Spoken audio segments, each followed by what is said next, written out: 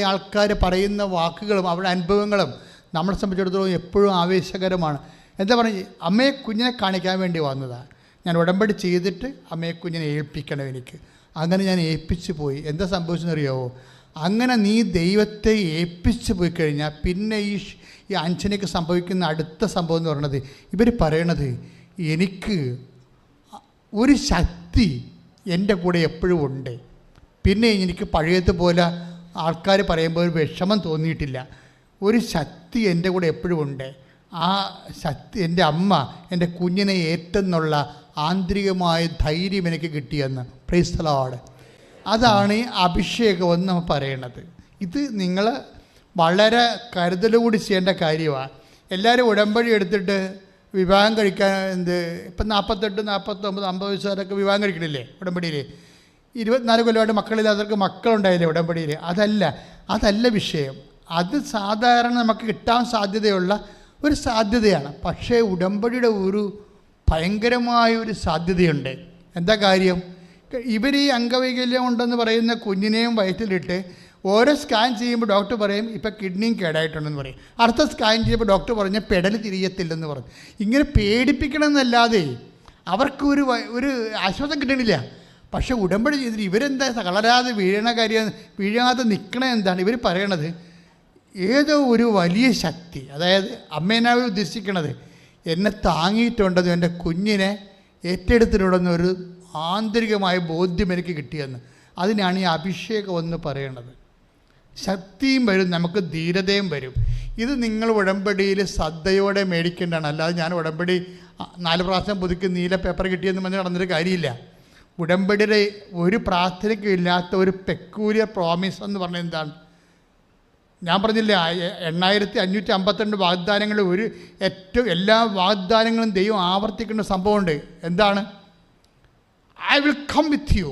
അതാണ് ഉടമ്പടി. അതിൻ്റെ ഒരു പൂർണ്ണതയാണ് ഈശോ കുർബാന സ്ഥാപിക്കുമ്പോൾ ആ പ്രസൻസ് നിത്യമാക്കുന്നത്. ഇതിൻ്റെ എല്ലാത്തിനും പിന്നെ പ്രസൻസ് ഉണ്ട്. ഉടമ്പടി എടുക്കുമ്പോൾ എനിക്ക് പറയാനുള്ളത് ഫീൽ ദ പ്രസൻസ്. അതായത് ദൈവത്തിൻ്റെ സാന്നിധ്യം നമ്മുടെ കൂടെ ഉറപ്പ് വരുത്തുകയാണ്. കാര്യം ദൈവം എബ്രഹാത്തിനോട് ഉടമ്പടി ചെയ്തപ്പോഴും പറഞ്ഞു, I will give you land, the promised land. I will give the son or spring. നിനക്ക് സന്തതിയെ തരും. And I will give the blessing. നീ തന്നെ ഒരു ബ്ലെസ്സിങ് ആയിരിക്കും. 3 ഉടമ്പടിയാണ് ചെയ്തിരിക്കുന്നത് എബ്രാഹുമായിട്ട്.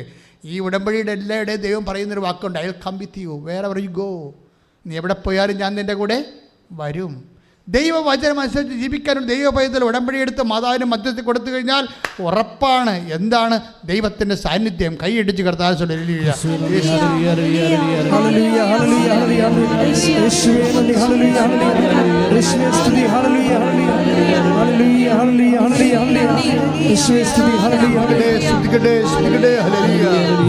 ജീവിക്കുന്ന യേശുവിന്റെ സാന്നിധ്യത്തെ ജനതകൾ കണ്ടിടട്ടെ. ഇന്നും ജീവിക്കുന്ന യേശുവിന്റെ സാന്നിധ്യത്തെ ജനതകൾ കണ്ടിടട്ടെ. കൈയടിച്ചുകൊണ്ട് കർത്താവിന്റെ കരങ്ങൾ പൂർണ്ണമായ വെളിപ്പിൽ അത്ഭുതങ്ങൾ സംഭവിക്കട്ടെ. കർത്താവിന്റെ കരങ്ങൾ പൂർണ്ണമായ വെളിപ്പിൽ അടയാളങ്ങൾ സംഭവിക്കട്ടെ. ഇവിടെ ഈ നിമിഷം ദൈവശക്തി വെളിപ്പെടട്ടെ. ഇന്നിവിടെ ഈ നിമിഷം ദൈവശക്തി വെളിപ്പെടട്ടെ. ഇന്നും ജീവിക്കുന്ന യേശുവിന്റെ സാന്നിധ്യത്തെ ജനതകൾ കണ്ടിടട്ടെ. ഇന്നും ജീവിക്കുന്ന യേശുവിന്റെ സാന്നിധ്യത്തെ ജനതകൾ കണ്ടിടട്ടെ. ഹല്ലേലൂയ, ഹല്ലേലൂയ, ഹല്ലേലൂയ, ഹല്ലേലൂയ.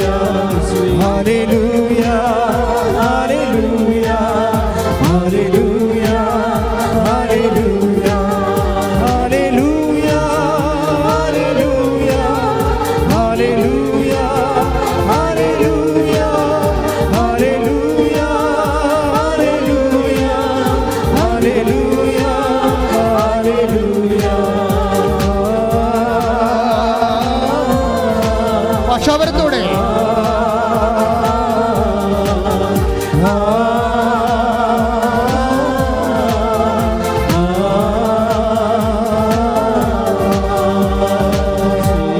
പരമദിവ്യകാരുണ്യത്തിന് ആരാധനയും സ്തുതിയും പുകഴ്ചയും ഉണ്ടായിരിക്കട്ടെ. മക്കളെ, കർത്താവ് ഉടമ്പടി പ്രകാരം തൻ്റെ വാഗ്ദാനം അനുസരിച്ചുകൊണ്ട് നിങ്ങളുടെ കുടുംബത്തിൽ വന്നു. സാർ, ഉടമ്പടി എടുക്കുമ്പോൾ സാധാരണ വരണത് അമ്മയാണ് വരുന്നത്. ഉടമ്പടി മരിയൻ ഉടമ്പടി ആയത് കാരണം അമ്മ സാന്നിധ്യമാണ് കൂടുതൽ വരുന്നത്. അതുകൊണ്ടാണ് ആൾക്കാർ സഞ്ചാരി മാതാവ് എന്ന് പറയുന്നത്. സഞ്ചാരി മാതാവ് കോടതി വന്ന്, സ്ഥലവടക്ക സ്ഥലത്ത് വന്ന്, പോലീസ് സ്റ്റേഷനിൽ വന്നൊക്കെ ആൾക്കാർ പറയണില്ലേ, വീട്ടിൽ വന്നെന്നൊക്കെ പറയുന്ന കാര്യം ഇതാണ്.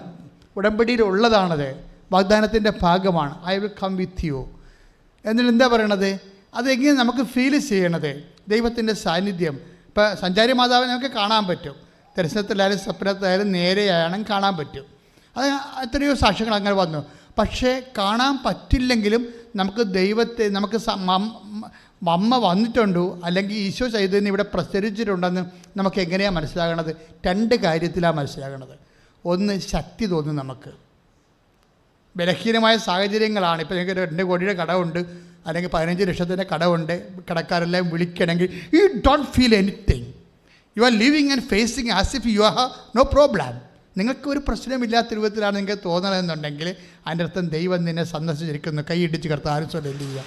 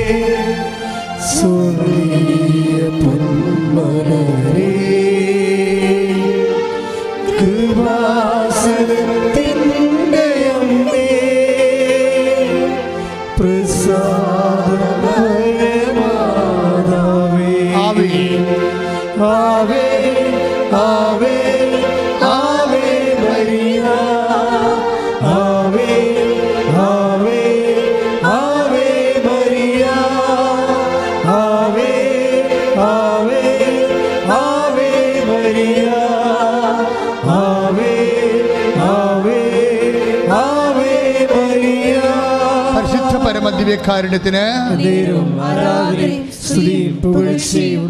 ജോഷുവയോട് മോസസ് പറയുന്ന വാക്കെന്താ? ഈ പ്രസൻസ് ഫീൽ ചെയ്യാൻ വേണ്ടി, അതായത് പ്രസൻസ് പ്രീസപ്പോസ് ചെയ്തുകൊണ്ട് ദൈവത്തിൻ്റെ സാന്നിധ്യം ഉടമ്പടിയുടെ വാഗ്ദാനമായിട്ട് തിരിച്ചറിഞ്ഞുകൊണ്ട് മോസസ് പറയും, ശക്തനും ധീരനുമായിരിക്കുക. wherever you go I will there. ഞാൻ നിൻ്റെ കൂടെ വരും. I will accompany you. ഞാൻ നിൻ്റെ കൂടെ വരും. ഇത് ഇന്ന് ഏറ്റവും കൂടുതൽ ജനങ്ങൾക്ക് ഫീൽ ചെയ്യണത് ഉടമ്പടിയിലാണ്. കാര്യം എന്താ? നമ്മൾ ചെയ്യുന്ന ഉടമ്പടിയല്ലേ. ഉടമ്പടിയുടെ വാഗ്ദാനങ്ങൾ ഒന്നാണ് ദൈവത്തിൻ്റെ സാന്നിധ്യം. ഇപ്പോൾ കഴിഞ്ഞ ദിവസം ഒരു ചേച്ചി ചെയ്യുന്നതുകൊണ്ട് സാക്ഷ്യം പറഞ്ഞില്ലേ, അവർക്ക് എന്താ ഈ കേട്ടക്ക് പരീക്ഷ 150 ചോദ്യങ്ങളാണ്. 8 ചോദ്യം മാത്രം അറിയാം, പിന്നെ ഒന്നും അറിയത്തില്ല. 8 ചോദ്യം അറിയാം, പിന്നെ ഒന്നും അറിയത്തില്ല. പിന്നെ എന്താ? പിന്നെ എല്ലാം അമ്മ എനിക്ക് എൻ്റെ മനസ്സിൽ പറഞ്ഞ പോലെ ഞാൻ ചെയ്തതെന്ന് പറഞ്ഞു. 94 ചോദ്യങ്ങൾ ശരിയായിപ്പോയി. അവർക്ക് വയസ്സുണ്ട്, ഒത്തിരിയുണ്ട്. 18 കൊല്ലമായിട്ട് പഠിപ്പിക്കലില്ല. 18 കൊല്ലമായിട്ട് പഠിപ്പിക്കലില്ല. ആ കണക്ഷൻ പോയി മൊത്തം. പക്ഷേ ദൈവം എല്ലാം റീഗ്രൈൻ ചെയ്ത് അവർക്ക് സർക്കാർ ജോലി കൊടുത്തില്ലേ? ഒറ്റ ഉടമ്പടിയാണ്. ഈ ദിവസങ്ങളിൽ ജിത്തു എന്നും പറഞ്ഞ ജിതി അത് നോൺ ക്രിസ്ത്യനാണ്. ജിതിയുടെ സാക്ഷ്യം എന്നെ വളരെ സ്വാധീനിച്ച സാക്ഷിയാണ്. ജിതിയുടെ സാക്ഷ്യം കേൾക്കുമ്പോൾ നിങ്ങൾക്കും ആവശ്യം തോന്നും. ജിതി പറയണത് എന്താ? അവർ MCA ആണ്, പക്ഷേ 5 കൊല്ലം മുമ്പെടുത്ത MCA ആണ്. അവളിപ്പോൾ താമസിക്കുന്നത് എവിടെയാണ്? തായ്ലൻഡിലാണ് താമസിക്കുന്നത്. അപ്പോൾ software development company call for ചെയ്തിരിക്കുകയാണ്. പക്ഷേ അവിടെ ഈ ഡിസൈനിൽ ചെന്നിരിക്കുന്ന ആരാണെന്ന് അറിയാമോ? IIM വിദ്യാർത്ഥികൾ അവിടെ പോസ്റ്റ് ഗ്രാജുവേഷൻ ചെയ്തതാണ്. IIM വിദ്യാർത്ഥികളാണ്. തായ്ലൻഡിൽ പോസ്റ്റ് ഗ്രാജുവേഷൻ ചെയ്ത ആൾക്കാരാണ് ചെന്നിരിക്കുന്നത്. നമ്മുടെ നാട്ടിൽ പഠിച്ചതാണ് ജിത്തി. 5 കൊല്ലത്ത് ഗ്യാപ്പും ഉണ്ട്. അവൾ സാക്ഷ്യം പറയുമ്പോൾ പറയുന്നതാണ്, എൻ്റെ കയ്യിൽ അമ്മയുടെ കാശുരൂപം മാത്രമേ ഉള്ളൂ. 5 കൊല്ലത്തെ ഗ്യാപ്പ് നികർത്താൻ വേണ്ടി കയ്യിലുള്ളത് എന്താണ്? അമ്മയുടെ കാശുരൂപം. ദാറ്റ് മീൻസ് വിശ്വാസം. വിശ്വാസം നിന്റെ എല്ലാ ഗ്യാപ്പുകളെയും നിവർത്തും. കൈയിട്ടിച്ച് കർത്താവ്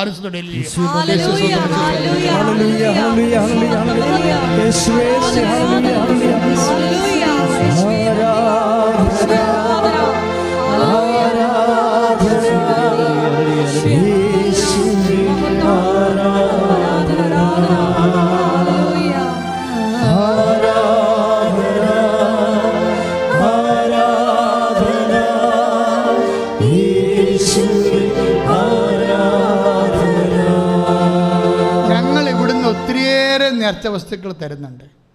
ഉടമ്പടി ഉപ്പ്, ഉടമ്പടി തൈലം, ഉടമ്പടി കാശുരൂപം. പക്ഷേ ചില ആൾക്കാർക്ക് ഭയങ്കരമായ ഇടിവെട്ട് അനുഭവങ്ങളാണ്. കാര്യം എന്താണ്?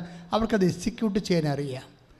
ചില ആൾക്കാർ സാധാരണ പോലെ, അതായത് നമ്മളെങ്ങനെ, ഇപ്പോൾ ഈശോ ഒരു വാക്ക് പറഞ്ഞില്ലേ, ഇപ്പോൾ 10:43 അല്ലേ, മത്തായി ശ്രീകയുടെ സുവിശേഷം, നീതിമാനെ നീതിമാനായി കരുതുന്നവരെ നീതിമാൻ്റെ പ്രതിഫലം,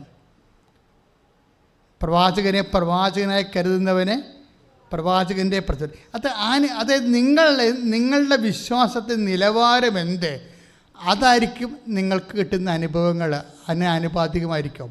അത് കർത്താവ് പറഞ്ഞു, ഞാൻ പറഞ്ഞതല്ല. എന്ന് വായിച്ചോളൂ. അത് മത്തായിയുടെ സുവിശേഷം 10-41 തിരുവചനം. പ്രവാചകനെ പ്രവാചകനായി സ്വീകരിക്കുന്നവന് എന്ന് പറഞ്ഞേ, പ്രവാചകനെ പ്രവാചകനായി സ്വീകരിക്കുന്നവന് പ്രവാചകന്റെ പ്രതിഫലം. അടുത്തത്, നീതിമാനെ നീതിമാനായി സ്വീകരിക്കുന്നവന് നീതിമാന്റെ പ്രതിഫലവും ലഭിക്കുന്നു. അപ്പം നിങ്ങൾ എങ്ങനെ സ്വീകരിക്കുന്നു എന്നുള്ളതാണ് പ്രശ്നം. ഉടമ്പടി തൈലമായാലും ഉടമ്പടി കാശുരൂപമായാലും ഇപ്പം അവരെന്താ ജിതി എന്താ പറയണത്? അവർ നോൺ ക്രിസ്ത്യൻ അല്ലേ, അവർക്ക് എന്താ ക്രിസ്ത്യൻ ബാക്ക്ഗ്രൗണ്ട് ഉള്ളത്? അവർ പറയണത് എനിക്ക് 5 കൊല്ലത്തെ ഗ്യാപ്പാണ്. മലയാളത്തിൽ നിന്ന് ഞാൻ ഇവിടുന്ന് MCA എടുത്ത് പോയിട്ട് ഞാൻ പിന്നീട് സംഭവം തൊട്ടിട്ടില്ല. എന്നെ കോമ്പറ്റ് ചെയ്യാൻ വന്നിരിക്കുന്ന ആൾക്കാർ IIM നിന്ന് വന്നിരിക്കുന്നവരാണ്. അവർക്ക് അവിടെ വന്നിട്ട് പോസ്റ്റ് ഗ്രാജുവേഷൻ ചെയ്തിരിക്കുന്നവരോട് ഞാൻ കോമ്പറ്റ് ചെയ്യണത്. എൻ്റെ ഗ്യാപ്പാണ് എൻ്റെ ഏറ്റവും വലിയ ഭ്രാന്തെന്ന് പറയുന്നത്. ഗ്യാപ്പ് എന്നെ ഭ്രാന്ത് പിടിപ്പിക്കണത്. പക്ഷേ അമ്മയുടെ കാശുരൂപമാണ് എൻ്റെ കയ്യിലുള്ളത്. അത് എക്സിക്യൂഷനാണത്. അതായത് ഏത് ഗ്യാപ്പായാലും ശരി. നീ ഇങ്ങനെ ഒത്തിരി പറഞ്ഞില്ലേ, ഗ്യാപ്പ് നഴ്സുമാർക്ക് പ്രോബ്ലമാണ്. ചില ആൾക്കാർ ഏജ് ബാറുണ്ട്. 52 വയസ്സിൽ ചിലർ പുതിയ മാനേജർ വരുമ്പോൾ കമ്പനിയിൽ നിന്ന് ടെർമിനേറ്റ് ചെയ്യും. പിന്നെ വിളിക്കാമെന്ന് പറഞ്ഞ് വിടും. അവർ വിളിക്കത്തില്ല. അവർ ചെറുപ്പക്കാരെ വെച്ച് കോപ്പറേറ്റീവുകളെല്ലാം 25 വയസ്സ് വെച്ചുള്ള ആൾക്കാരെ എടുത്തിട്ട് കമ്പനി മുന്നോട്ട് റൺ ചെയ്ത് ലാഭിക്കാൻ പോവുകയാണ്. കാര്യം ഈ 52കാരൻ എടുത്താൽ അയാളുടെ അന്നത്തെ സീനിയോറിറ്റി അനുസരിച്ചുള്ള പുതിയ പേയ്മെൻറ്റ് കൊടുക്കുമ്പോൾ അവർക്ക് ചെറുപ്പക്കാരിൽ നിന്ന് കിട്ടുന്ന റിട്ടേണിനേക്കാൾ പകുതിയെ പ്രായമുള്ളവരിൽ നിന്ന് കിട്ടത്തുള്ളൂ. അതുകൊണ്ട് അവരെ എടുക്കത്തില്ല ഒരിക്കലും. പക്ഷേ ഉടമ്പടി അവരെ എടുപ്പിക്കും. അതെന്താ കാര്യം? അമ്മയാണ് ഇതിൻ്റെ പക്ഷത്ത് നിൽക്കുന്നത്. എപ്പോഴും നമ്മൾ ശ്രദ്ധിക്കുമ്പോൾ എനിക്ക് തോന്നിയിരിക്കണത്, നിങ്ങളെ ഉടമ്പടിയിലെ എക്സിക്യൂഷനിലെ സൂക്ഷ്മതയാണ് പ്രോബ്ലം. ഓരോരുത്തരും അതിനെ ഇപ്പം ഇവർ തന്നെ എന്താ പറയണത്, അവർ അത് ആത്മാർത്ഥമായിട്ട് അതിൽ വിശ്വസിച്ചു. പണ്ട് അവർ പറയണത്, ഈ പ്രത്യേകിച്ച് ഷീജ അല്ലല്ലോ, അഞ്ജന പറയണത്, എന്തിനാണ് സാക്ഷ്യം പറയണത്? സാക്ഷ്യം പറയണ വല്ല കാര്യമുണ്ടോ? സാക്ഷ്യം ദൈവത്തോട് അങ്ങനെ പറഞ്ഞാൽ പോരെ, എന്തിനാണ് ആൾക്കാർ കെട്ടിയെടുത്ത് ഇവിടെ വന്നിട്ട് പറയണതെന്നൊക്കെയായിരുന്നു ഞാൻ പണ്ട് അമ്മയോട് ചോദിച്ചുകൊണ്ടിരുന്നത്. അമ്മയുമായിട്ട് സണ്ട് വെക്കുമായിരുന്നു പണ്ട്. മാതാവിൻ്റെ കാര്യം ഒത്തിരി കേട്ട് ചികിടിച്ച് ഞാൻ ആ വഴിക്കില്ലെന്ന് പറഞ്ഞ് നടന്ന ആളാണ്. പക്ഷേ ഒരു വിഷയം ഉണ്ടായപ്പോൾ അവൾ അമ്മയോട് പറഞ്ഞു, അമ്മേ ഞാൻ വന്ന് സാക്ഷ്യം പറയും, എനിക്ക് തന്നെ കിട്ടിയ അനുഭവത്തിൽ ഞാൻ വന്ന് സാക്ഷ്യം പറയും. ഇപ്പം എനിക്ക് മനസ്സിലായി സാക്ഷ്യം എന്താണെന്ന്. കാര്യം വെച്ചാൽ സാക്ഷ്യം എന്താണെന്ന് ഇവൾക്ക് പറയാൻ മനസ്സിലാക്കാൻ ഒരു കാരണമുണ്ടായി. സ്കൂളിലൊക്കെ ചെല്ലുമ്പോൾ ഓരോരുത്തരും ഓരോരോ ആൾക്കാർ ഓരോ കാര്യം പറയത്തില്ല. ഇപ്പോൾ കുഞ്ഞിൻ്റെ പെടൽ തിരിയണില്ലെന്ന് പറഞ്ഞപ്പോൾ പെടൽ തിരിയാത്ത കൊച്ചായിരിക്കും, മരണം വരെ ഇവൻ്റെ പെടൽ തിരിയത്തില്ലെന്നാണ് കൂടെയുള്ളവർ പറയണതേ. എങ്ങനെയെങ്കിലും ഇതിനെ അബോർട്ട് ചെയ്ത് കളയാൻ വേണ്ടിയാണ് അവർ ഇവരെ സഹായിക്കുന്നതാണ്. അപ്പോൾ അങ്ങനെ വരുമ്പോൾ എനിക്ക് ഭയങ്കര സങ്കടം വരും ഒരു ദിവസം. അപ്പോൾ ഉടനെ അമ്മ എന്ത് ചെയ്യുമെന്ന് അറിയാമോ? അമ്മ ഓരോ സാക്ഷ്യം എടുത്ത് എന്നെ കാണിക്കും. ഏതമ്മ? പരിശുദ്ധമ്മ ദേവമാതാവ് കൃപാസനത്തിൻ്റെ ഓരോ സാക്ഷ്യം എടുത്ത് എന്നെ കാണിക്കും. ആ സാക്ഷ്യം കേൾക്കുമ്പോൾ എനിക്ക് അഭിഷേകം കിട്ടും. അപ്പോഴെനിക്ക് മനസ്സിലായി സാക്ഷി എന്തിനാണെന്ന്. കാര്യം ഈ അംഗവൈകല്യമുള്ള കുഞ്ഞിനെ ഗർഭത്തിൽ ഇട്ടിട്ട് നാട്ടുകാർ ചവിട്ടും കുത്തും കേട്ടിട്ട് അവരുടെ മനസ്സിടിഞ്ഞ് പോകുമ്പോൾ അതിനെ നിലനിർത്താൻ വേണ്ടി അവരെ അഭിഷേകം ചെയ്യുന്നത് എങ്ങനെയാണ്? ഈ സാക്ഷ്യം കേൾപ്പിച്ചാണ്. സാക്ഷ്യം കേൾക്കുന്ന അയക്കുമ്പോഴെന്ത് ഇവർക്ക് അതിന് അഭിഷേകം ഉണ്ടാവും. അപ്പോൾ അതിനെ അതിജീവിക്കാൻ പറ്റുമെന്ന് തോന്നും. നിങ്ങളും പ്രാർത്ഥിക്കണം. അമ്മയോട് പറയണം, അമ്മേ എന്നെ അമ്മയുടെ സാക്ഷ്യ എന്ന് പ്രാർത്ഥിച്ച് നെഞ്ചത്ത് കൈവച്ച്, അമ്മേ എന്നെ അമ്മയുടെ പ്രത്യക്ഷീകരണത്തിന്റെ സ്ഥിരം സാക്ഷിയായി ഉയർത്തണമേ. ഇത് നിങ്ങൾ പറഞ്ഞുകൊണ്ടിരുന്നാൽ മതി. ഇടയ്ക്ക് എന്താ കാര്യം എന്നറിയാവോ? ഈ ഉടമ്പടിയെങ്കിലും അമ്മയുടെ പ്രത്യക്ഷീകരണമാണ് ഇവിടെ ഡെയിലി ചെയ്യുന്ന സബ്ജക്റ്റ്. ഇതിൻ്റെ ബാക്കിലുള്ള സബ്ജക്റ്റ് അതാണ്. ഈ അമ്മയുടെ നിങ്ങൾക്ക് നല്ല സാക്ഷ്യങ്ങൾ കിട്ടിയാൽ മാത്രമേ അമ്മയുടെ പ്രത്യക്ഷീകരണ സഭ ഏറ്റെടുക്കത്തുള്ളൂ. സാധാരണ സാക്ഷ്യമാണെങ്കിൽ പ്രത്യക്ഷീകരണത്തിൻ്റെ തക്കതായ സാക്ഷ്യമില്ലെങ്കിൽ ആ സാധാരണ ധ്യാനകേന്ദ്രത്തിൽ നടക്കുന്ന സാക്ഷ്യമാണെന്ന് പറഞ്ഞ് തള്ളിക്കളയും. അതുകൊണ്ട് നമുക്ക് വളരെ ക്വാളിറ്റേറ്റീവായിട്ടുള്ള സാക്ഷ്യങ്ങളാണ് വേണ്ടത്. പക്ഷെ അതിനുവേണ്ടി ഇൻവെസ്റ്റ് ചെയ്യാൻ പറ്റുന്ന വേണം. ചുമ്മാ ഇങ്ങനെ എല്ലാവരും ഉടമ്പടി എടുക്കണം, ഈ ഉടമ്പടി എടുത്തില്ലെങ്കിൽ ഉടമ്പടി എടുത്തില്ലെന്ന് വേണ്ട, എന്നാൽ അതുകൂടി എടുത്തേക്കാം, എന്നാൽ 2 ഉടമ്പടി ഇങ്ങടുത്ത് നേക്കാൻ പറയും. ഇത് ഇങ്ങനെ പറയുന്ന ആൾക്കാരുണ്ട്. ചില അവർക്ക് ബുദ്ധിബോധമില്ല. ഇത് ഏതാണ്ട് എടുക്കുമ്പോൾ കിട്ടുന്ന സാധാരണ അടക്കുകയാണ്. ഉടമ്പടി എന്ന് പറയുന്ന ജീവിതമല്ലേ, ഉടമ്പടി എടുക്കുകയല്ല, ഉടമ്പടി ജീവിക്കുകയല്ലേ. ഉടമ്പടി ഒരു ജീവിത രീതിയാണ്. മഞ്ജു ഫ്രാങ്ക്ലിൻ്റെ സാക്ഷി ഞാൻ എപ്പോഴും ഓർക്കും. അവർ ഷിക്കാഗോയിൽ നിന്ന് ഇവിടെ വന്ന് പറഞ്ഞതാണ്, ഉടമ്പടി എൻ്റെ ജീവിത രീതിയാണെന്ന്. കാര്യം ഉടമ്പടി അവൻ പറയണ പോലെ ചെയ്യുകയല്ലേ. അവൻ പറയണ പോലെ ചെയ്യുന്നതനുസരിച്ച് കൊണ്ട് സുവിശേഷത്തിൻ്റെ സാക്ഷ്യമായി നമ്മൾ മാറുകയല്ലേ. അതിൻ്റെ അകത്ത് നമുക്ക് അഭിഷേകം കിട്ടുകയാണെങ്കിൽ നമുക്ക് ത്രില്ലടിക്കും. കർത്താവിന് വേണ്ടി ചെയ്യും. എന്തുകൊണ്ടാണ് ഇവർ തമിഴ് പത്രവും ഇംഗ്ലീഷ് പത്രവും മേടിച്ചു? അതുമാത്രമല്ല അഞ്ജന ചെയ്യണത്, അവർ ഓഫീസിൽ ഇരുന്നുകൊണ്ട് ഓരോ സങ്കടങ്ങൾ അവരോടൊന്ന് പറയുമ്പോഴേ അവർ ഓരോ പത്രം എടുത്ത് കൊടുക്കും. ഓഫീസിലും സുവിശേഷ പ്രവർത്തനം തന്നെയാണ്. ഇത്രയും വേല ചെയ്യുന്ന ആൾക്കാരെ അമ്മ എങ്ങനെ ഡിസോൺ ചെയ്യാനാണ്? പ്രസവിച്ചപ്പോൾ നല്ല പൈങ്കിളി പോലത്തെ അടിപൊളി കൊച്ചു കൈ ഇടിച്ച് കിടത്താൻ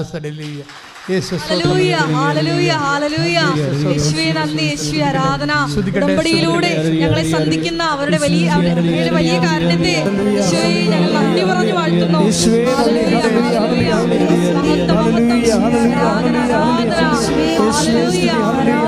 നന്ദി യേശുവേ, ആരാധന. ഹല്ലേലൂയ.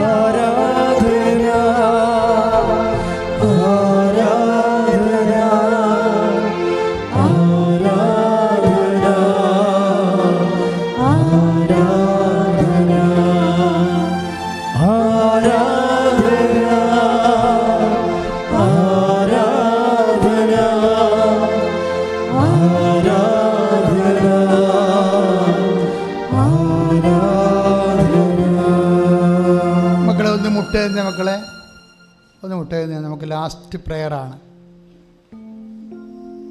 അച്ഛൻ്റെ മനസ്സിൽ ജോലിയില്ലാത്തവരുണ്ട്. ഇന്ന് നീറ്റ് എഴുതുന്ന നമ്മുടെ കുഞ്ഞുങ്ങളെല്ലാം എൻ്റെ മനസ്സിലുണ്ട്. പ്രത്യേകിച്ച് ഉടമ്പടി എടുത്തവർ, ചില ഉടമ്പടി എടുക്കാൻ ആഗ്രഹമുണ്ടായിട്ട് വരാൻ ഒത്തിയിട്ടില്ല. അവരെയും ഞാനിപ്പോൾ ഓർക്കുക.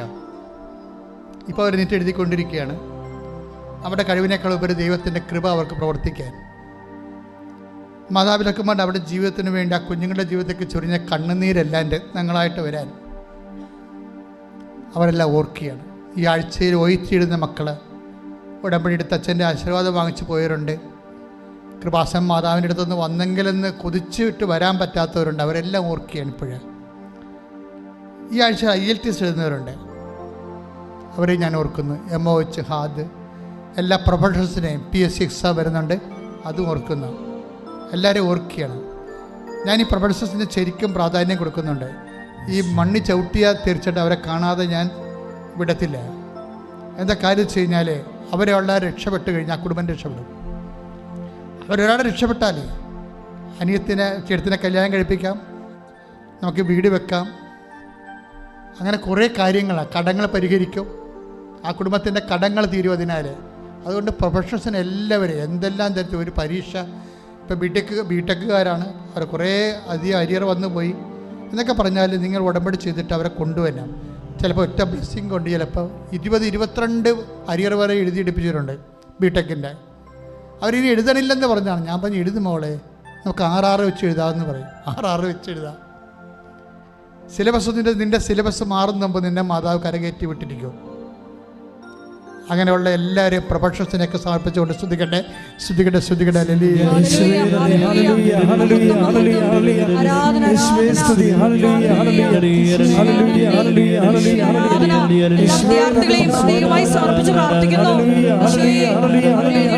വിഷയങ്ങളെ അമ്മ വഴി സമർപ്പിക്കുന്നു. എല്ലാവരെയും വിജയത്തിലേക്ക് അനയിക്കണമേ. അമ്മയുടെ പ്രതിഷേധത്തിന്റെ സാക്ഷികളായി ആ മക്കളെ അർപ്പണമേന്ന് പ്രാർത്ഥിക്കുന്നു. അവരുടെ മാതാപിതാക്കളുടെ കണ്ണുനീരിനെ പ്രത്യേകമായി സമർപ്പിക്കുന്നു. ഈശോയെ കരുണയായിരിക്കണമേ. സാമ്പത്തിക കടങ്ങളുള്ളവരെ, ജോലി നഷ്ടപ്പെട്ടവരെ, സാമ്പത്തിക കടങ്ങളിൽ വീട് വിൽക്കാൻ വേണ്ടി പോണവർ, ജപ്തി നടപടിയിൽ വന്നിരിക്കുന്നവർ,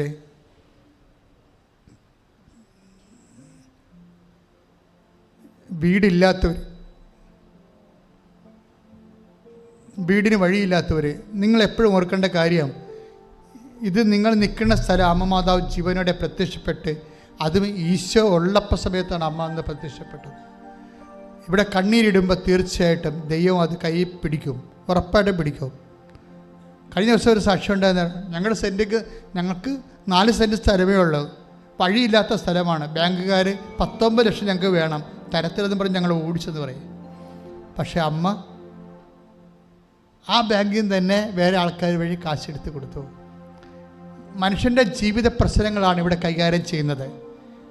പക്ഷെ നിങ്ങൾക്കൊരു ചിന്ത ഉണ്ടാകണം, ഈ ജീവിതം കഴിഞ്ഞ് വേറൊരു ജീവിതമുണ്ട്. അതും ഉടമ്പടിയാണ്, വാഗ്ദാനത്തിൻ്റെ ഭാഗമാണ്, നിത്യജീവിതം. ഈ ഉടമ്പടിയിൽ വരുമ്പോൾ ഞാൻ മാതാവിനെ നേരെ കണ്ട ആളാണ്. അതുകൊണ്ട് നിത്യജീവിതം എന്താണെന്ന് എനിക്കറിയാം. അതുകൊണ്ട് എനിക്ക് നിങ്ങളുടെ അപേക്ഷ എന്ന് പറഞ്ഞത്, നിത്യജീവിതം നശിപ്പിക്കുന്ന ഒരു നടപടിക്രമവും ഒരു പ്രണയവും ഒന്നും നിങ്ങളുടെ ജീവിതമോ നിങ്ങളുടെ ആത്മാവോ നിങ്ങളുടെ കുഞ്ഞുങ്ങളുടെ വിശുദ്ധിയോ നിത്യരക്ഷയോ നഷ്ടപ്പെടുത്തുന്ന ഒരു ബന്ധങ്ങൾ നിങ്ങൾ കെട്ടിലെന്നേ ഉള്ളൂ. കർത്താവിനെ ജീവിതം കളഞ്ഞ് ദൈവത്തിനെ മാറ്റി നിർത്തിക്കൊണ്ട് ഒരു തീരുമാനം എടുക്കരുത്. തൽക്കാലത്തേക്കുള്ള ലാഭം മാത്രമാണത്. അങ്ങനെ ഒരു സ്റ്റെപ്പ് നീ എടുത്തു കഴിയുമ്പോൾ ദൈവം ആരാണെന്ന് നീ അറിയും. മാതാവേ, പലതരത്തിലുള്ള പ്രണയബന്ധങ്ങൾ അകപ്പെട്ടവരെ, ചില പെൺപിള്ളേരൊക്കെ വെറും പൊട്ടികളാണ് ശരിക്കും. കാര്യം ഈ ചാക്കിട്ടുപിടുത്തക്കാരെ അവരെ കൊണ്ടുപോയി റിസോർട്ടിൽ കൊണ്ടൊക്കെ ബന്ധപ്പെട്ട് 2 ആഴ്ച 3 ആഴ്ചക്കുള്ളിൽ അവരെ നശിപ്പിച്ച് കളയും. പിന്നെ ഇവരുടെ പുറകെ ഇങ്ങനെ വാലുമായിട്ട് നടക്കേണ്ടി വരും. അങ്ങനെയൊക്കെയുള്ള പോഴം പണിയൊന്നും നമ്മുടെ കുഞ്ഞുങ്ങൾ ചെയ്യരുത്. എല്ലാവരോടുമായിട്ട് പറയുകയാണ് ഞാൻ, ജാതി മതം നോക്കാതെ എല്ലാവരോടും പറയുകയാണ്. ഇന്നത്തെ കാലം എന്ന് പറയുന്നത് ആ ടൈപ്പാണ്.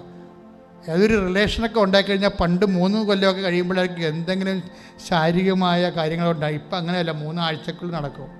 അതോട് പിന്നെ അവർ രക്ഷപ്പെടത്തില്ല. അപ്പം നിങ്ങൾക്ക് ആദ്യം ഇത് കഴിയണ വരെ നിങ്ങൾക്ക് കുഴപ്പമില്ല, നിങ്ങൾ തേനാണ് എന്നൊക്കെ പറഞ്ഞു നടക്കും. പക്ഷെ ഒരു കഥയുമില്ല. മനുഷ്യന്മാരുടെ സൈക്കോളജി അറിയണം. നിങ്ങൾ അവർ മാനസികമായിട്ട് ഉപേക്ഷിച്ചാലും നിങ്ങൾ അറിയിക്കാതെ ടാറ്റിസാരെ കൊണ്ടു നടക്കാൻ അവർക്കറിയാൻ പറ്റും.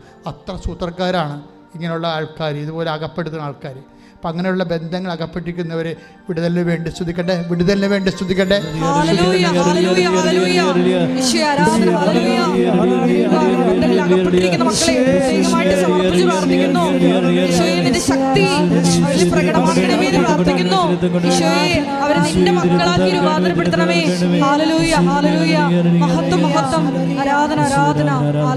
ചിലരോട് എന്നോട് കടവാണെന്നും പറഞ്ഞ് എനിക്ക് ജപ്തിയാണെന്നും പറഞ്ഞുകൊണ്ട് എൻ്റെ അടുത്ത് പേപ്പർ ഏൽപ്പിക്കുമ്പോൾ ഞാൻ തിരിച്ചു ചോദിക്കും, വിൽക്കാൻ എന്തെങ്കിലും ഉണ്ടോ എന്ന് ചോദിക്കും. കൊടുക്കാനോ ആരെങ്കിലും തരാനോ ഒന്നുമില്ല അച്ഛാ, ദൈവം മാത്രമേ ഉള്ളെന്ന് പറയും. അങ്ങനെയുള്ളവരെ സാമ്പത്തികമായ മേഖലകളിൽ ഈ ആഴ്ചയിൽ അവർക്ക് ദൈവത്തിൻ്റെ ഇടപെടൽ ഉണ്ടാകാൻ വേണ്ടി സ്തുതിക്കട്ടെ, സ്തുതിക്കട്ടെ. സാമ്പത്തികമായ പ്രശ്നങ്ങളിലൂടെ കടന്നു പോകുന്ന മക്കളെ പ്രത്യേകമായി സമർപ്പിച്ച് പ്രാർത്ഥിക്കുന്നു. അവരുടെ ജീവിതത്തിൽ ഇടപെടണമേ എന്ന് പ്രാർത്ഥിക്കുന്നു. യേശുവേ നന്ദി, യേശുവേ ആരാധന. മക്കളെ, വിവാഹം ഒത്തുവരാത്തവര്, സമയത്ത് വിവാഹം കഴിക്കാൻ പറ്റാതെ വിഷമിക്കുന്നവരുണ്ട്. വിവാഹം എന്ന് പറയുന്നത് ഒരു മാനസിക ആവശ്യം മാത്രമല്ല, ഒരു ജീവിത ആവശ്യവും ദൈവികമായ ഒരു ആവശ്യമാണ്. അത് നടക്കണം. അത് നമുക്ക് ഇത്തിരി ആരോഗ്യവും സൗന്ദര്യമൊക്കെ ഉള്ളപ്പോൾ അത് നടക്കണം. അത് നല്ല ആരോഗ്യമുള്ള കുഞ്ഞുങ്ങൾ ജനിക്കണം. അതിൽ നിന്ന് ആവശ്യത്തിന് കുഞ്ഞുങ്ങൾ ജനിക്കണം. ആ മേഖല തടസ്സമുള്ളവരെ സമർപ്പിച്ചുകൊണ്ട് സ്തുതിക്കട്ടെ, സ്തുതിക്കട്ടെ. ഹല്ലേലൂയ, ഹല്ലേലൂയ, ഹല്ലേലൂയ, ഹല്ലേലൂയ. വിവാഹത്തിനെ ആഗ്രഹിച്ച് പ്രാർത്ഥിക്കുന്ന മക്കളെ, വിവാഹ തടസ്സം നേരിടുന്ന മക്കളെ എല്ലാവരെയും സമർപ്പിച്ച് പ്രാർത്ഥിക്കുന്നു. Lord Jesus, pour out His Spirit, touch the fire finger, shock the precious Spirit. മഹത്വപ്പെടാനിടയാക്കണമേ എന്ന് പ്രാർത്ഥിക്കുന്നു. Hallelujah, hallelujah. എങ്ങനെ ജീവിക്കുമെന്ന ഐഡിയ ഇല്ലാത്തവര്, എങ്ങനെ ജീവിക്കുമെന്നൊരു ഐഡിയ ഇല്ല. ഒരു തൊഴിൽ ചെയ്തിട്ട് ഗതി പിടിക്കണില്ല. എല്ലായിടത്തും കൊണ്ടുപോയി 10,000 രൂപ മുടക്കും, അത് നഷ്ടപ്പെടും, പിന്നെയും തിരിച്ചു വരും, കടം മേടിക്കും. എങ്ങനെ ജീവിക്കുമെന്നൊരു പിടിയുമില്ല. അങ്ങനെ ഒരു വഴിയും ഗതിയുമില്ലാതെ വിഷമിക്കുന്നവരുണ്ട്. കേരളത്തിൽ എങ്ങനെ ജീവിക്കുമെന്ന് അറിയാൻ പാടില്ലാത്ത അവസ്ഥയിൽ എത്തിയ ആൾക്കാരുണ്ട്. ഒരു തൊഴിലും ചെയ്ത തൊഴിലെല്ലാം പൊട്ടിപ്പോയി, അടുത്തും കൈ നീട്ടാൻ പറ്റില്ല, ആ നാട്ടിൽ പോലും നിൽക്കാൻ പറ്റണില്ല, ഇങ്ങനെ വീട്ടിൽ പോലും സമയത്ത് വരാൻ പറ്റണില്ല. കടക്കാർ, വളയുന്ന ആൾക്കാർ, അവർ ദൈവികമായ ഇടപെടലുണ്ടാകാൻ വേണ്ടി സ്തുതിക്കട്ടെ, കൈയുയർത്തി സ്തുതിക്കട്ടെ.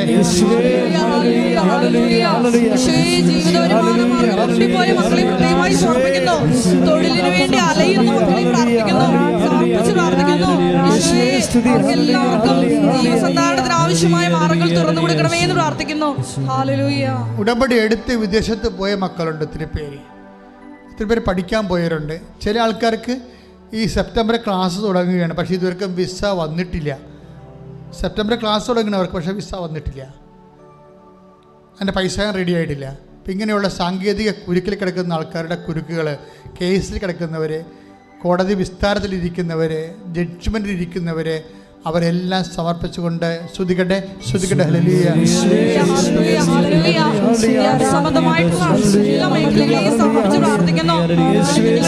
Lord Jesus Christ, pour out His Spirit, fire finger.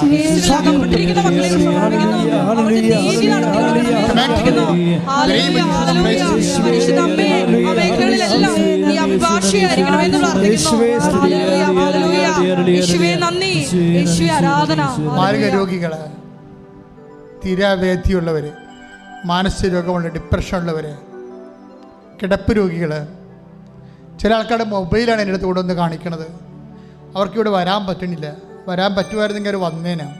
അപ്പം അങ്ങനെ കിടന്നു പോയ ആൾക്കാരുണ്ട്. അവർ എഴുന്നേക്കണം ഈ ആഴ്ചയിൽ. നിങ്ങൾ മാതാവിനെ അവരെ സമർപ്പിക്കുക, പറയുക, അമ്മേ, പരിശുദ്ധ അമ്മേ, കിടപ്പ് രോഗികളെ അങ്ങ് സന്ദർശിക്കണമേ. ട്യൂബിലൂടെ ഭക്ഷണം കഴിക്കുന്നവരും മലമൂത്രങ്ങൾ പോകുന്നവരെയും അങ്ങ് സ്പർശിക്കണമേ. യേശുവിന്റെ നാമത്തിലെ, യേശുവിന്റെ നാമത്തിലെ സൗഖ്യം പ്രാപിക്കട്ടെ, സൗഖ്യപ്പിക്കട്ടെ.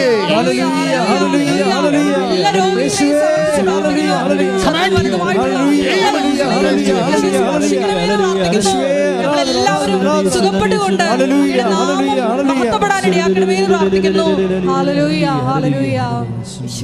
മൗനമായി പ്രാർത്ഥിക്കേണ്ട സമയമാണ്.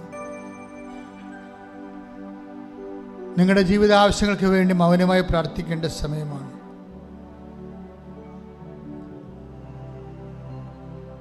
ഉദരരോഗമുള്ളവർ, കിഡ്നി രോഗമുള്ളവർ, ക്യാൻസർ രോഗമുള്ളവരൊക്കെ ആ സ്ഥലങ്ങളിൽ തൊട്ട് വിശ്വാസ പ്രമാണം ചെല്ലേണ്ട സമയമാണ്. കണ്ണ് കാഴ്ചക്കുറവുള്ളവരെ ഈശോ കാണിച്ചു തന്നായിരുന്നു സൗഖ്യപ്പെടുന്നതായിട്ട്. കണ്ണിൽ തൊട്ട് പ്രാർത്ഥിക്കാം. മുടി കൊഴിയുന്നവരും സംബന്ധിച്ച് പ്രാർത്ഥിക്കാം. നല്ലവണ്ണം മുടിയുള്ളവർക്ക് അതൊക്കെ ഒരു തമാശയായിട്ട് തോന്നും, പക്ഷേ മുടിയില്ലാത്ത സംബന്ധിച്ച് അതൊരു വേദനയാണ്. അതുകൊണ്ട് ഒത്തിരി പേര് നല്ലവണ്ണം മുടി തഴച്ച് വളർന്നിട്ടുണ്ട്. ഇവിടെ പ്രാർത്ഥിച്ചപ്പോൾ സാക്ഷ്യം പറഞ്ഞ് ഞാൻ കേട്ടിട്ടുണ്ട്. അതുകൊണ്ട് മുടി ഇല്ലാത്തവരാണെങ്കിലും നിങ്ങൾക്കൊരു പ്രശ്നമായിട്ട് തോന്നുന്നുണ്ടെങ്കിൽ നിങ്ങൾ തലയൊക്കെ വെച്ച് മാതാവിനോട് പറ.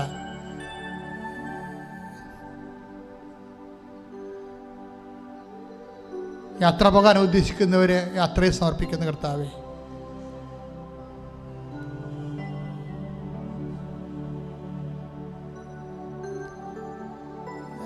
വസ്തു ലേലത്തിലിരിക്കുന്നവരെ സംബന്ധിച്ച് പ്രാർത്ഥിക്കുന്ന കർത്താവേ, ശരീരത്തിൽ ചിരങ്ങും ചൊറിയും നീരൊക്കെ കിട്ടിയവരെ കർത്താവെ നിന്റെ തിരുമുറിവാർന്ന അത്ഭുതകരത്തെ സ്പർശിച്ച് അവരെ സൗഖ്യപ്പെടുത്തണമെന്ന് പ്രാർത്ഥിക്കുന്ന കർത്താവെ, മൗനമായി പ്രാർത്ഥിക്കുക. സമാപന ആശീർവാദമാണ്. എല്ലാവരും മുട്ടയിൽ നിന്ന് ആശീർവാദം മേടിക്കുക. നമ്മുടെ എല്ലാ ഉടമ്പടി നിയോഗങ്ങൾ ദിവ്യാരുടെ സന്നിധിയിൽ നമുക്ക് സമർപ്പിച്ച് പ്രാർത്ഥിക്കാം. ഉടമ്പടി എടുത്തപ്പോൾ നിങ്ങൾ സമർപ്പിച്ച നിയോഗങ്ങളെ ഒരിക്കൽ കൂടി പരിശുദ്ധ അമ്മയുടെ മധ്യസ്ഥയിൽ അൾത്താരയിൽ സമർപ്പിച്ച് പ്രാർത്ഥിക്കാം. എന്നെയും എൻ്റെ കുടുംബത്തെയും നിന്റെ പ്രത്യക്ഷീകരണത്തിൻ്റെ സാക്ഷിയായി ഉയർത്തണമേ എന്ന് പ്രാർത്ഥിച്ചുകൊണ്ട് ശിരസ് നമിച്ച് നമുക്ക് ഈശോയുടെ ആശീർവാദം സ്വീകരിക്കാം. യേശുവേ നന്ദി, ഹല്ലേലൂയ, ഹല്ലേലൂയ, ഹല്ലേലൂയ, ഹല്ലേലൂയ. യേശുവേ സ്തുതി, ഹല്ലേലൂയ, ഹല്ലേലൂയ, ഹല്ലേലൂയ. യേശുവേ മഹത്വം, മഹത്വം.